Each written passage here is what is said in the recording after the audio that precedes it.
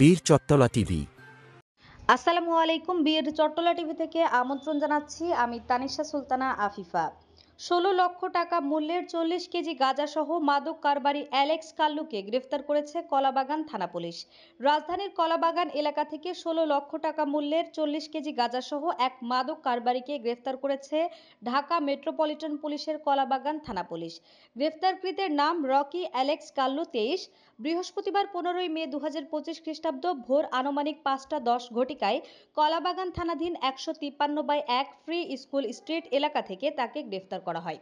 কলাবাগান থানা সূত্রে জানা যায়, বৃহস্পতিবার রাতে গোপন সংবাদের ভিত্তিতে তথ্য পাওয়া যায় কতিপয় মাদক কারবারি কলাবাগান থানাধীন ১৫৩/১ ফ্রি স্কুল স্ট্রিট মোজাম্মেল সাহেবের বাসায় দ্বিতীয় তলার একটি ফ্ল্যাটে গাঁজা বিক্রয়ের উদ্দেশ্যে অবস্থান করছে।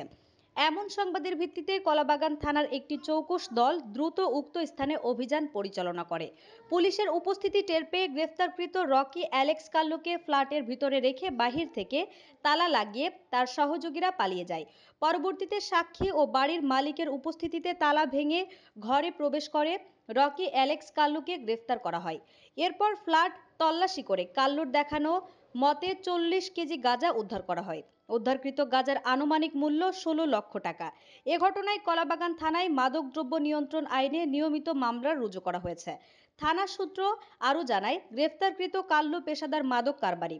সে তার পালিয়ে যাওয়া সহযোগীদের নিয়ে দীর্ঘদিন যাবৎ গাঁজা সংগ্রহ ও বিক্রয় করে আসছে। গ্রেফতারকৃতের বিরুদ্ধে আইনগত ব্যবস্থা গ্রহণ প্রক্রিয়াধীন। মামলার সুষ্ঠু তদন্ত ও পলাতক অন্যান্যদের গ্রেফতারে পুলিশের অভিযান অব্যাহত রয়েছে।